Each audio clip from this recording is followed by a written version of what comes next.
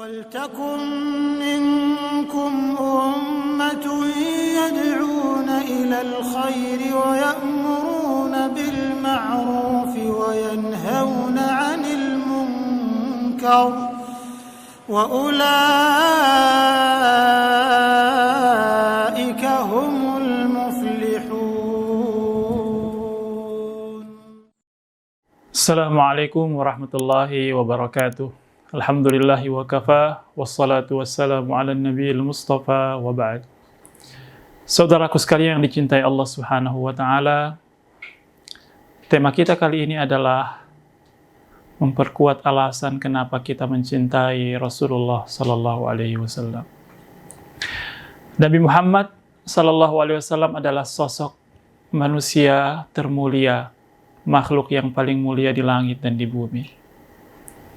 Rasul terakhir yang Allah turunkan ke bumi sebagai rahmatan lil alamin, membawa risalah Islam kepada seluruh manusia. Kita adalah umatnya yang diberikan karunia bisa masuk dalam jajaran orang-orang yang beriman kepada Allah dan Rasulullah sallallahu alaihi wasallam. Maka kita perlu memperkuat alasan kenapa kita mesti mencintai Rasulullah sallallahu alaihi wasallam. Alasan pertama, karena mencintai Nabi sallallahu alaihi wasallam itu adalah konsekuensi dan tuntutan keimanan. Tidak akan pernah diakui iman kita kecuali kita mencintai Rasulullah sallallahu alaihi wasallam. Bahkan secara tegas Rasulullah sallallahu alaihi wasallam dalam sebuah sabdanya mengatakan, "La yu'minu ahadukum hatta akuna ahabba ilaihi min waladihi wa walidihi wan nasi ajma'in." Tidak diakui kesempurnaan iman salah seorang di antara kalian sampai dia mencintaiku lebih dari cintanya kepada anaknya, lebih dari cintanya kepada orang tuanya, dan lebih dari cintanya kepada siapapun manusia yang ada di permukaan bumi ini. Dari hadis ini jelas sekali bagaimana tuntutan syariat meminta kepada kita untuk mencintai Nabi Sallallahu Alaihi Wasallam dengan cinta yang paling tinggi. Bahkan pernah suatu saat Umar ibn Khattab radhiyallahu an menyatakan secara verbal di hadapan Nabi sallallahu alaihi wasallam, "Ya Rasulullah, la anta habbun nasi ilayya illa min nafsi." Ya Rasulullah, sungguh engkau adalah orang yang paling aku cintai kecuali atas diriku. Aku mencintaimu ya Rasulullah, tapi cintaku kepadamu tentu aku lebih mencintai diriku dibanding orang lain. Maka Rasulullah SAW waktu itu mengatakan, "La ya Umar, tidak begitu ya Umar. Bahkan engkau harus mencintaiku lebih dari cintamu terhadap dirimu sendiri." Maka dengan serta-merta Umar mengatakan, "Ya Rasulullah, la anta habbun nasi ilayya hatta min nafsi." Ya Rasulullah, sungguh engkau adalah orang yang paling aku cintai hatta atas diriku sendiri. Maka Rasulullah SAW waktu itu mengatakan, "Al-ana ya Umar, sekarang wahai Umar, baru betul cintamu kepada aku." Yang kedua, kenapa kita mesti mencintai Rasulullah SAW? Karena Nabi Muhammad SAW itu adalah orang yang paling berjasa dalam kehidupan kita. Kenapa demikian? Karena nikmat yang paling mahal yang Allah berikan kepada seorang hamba di dunia ini adalah nikmat iman dan Islam. Sekarang kalau kita ingin runut, siapa yang membawa nikmat iman dan Islam itu dalam kehidupan ini?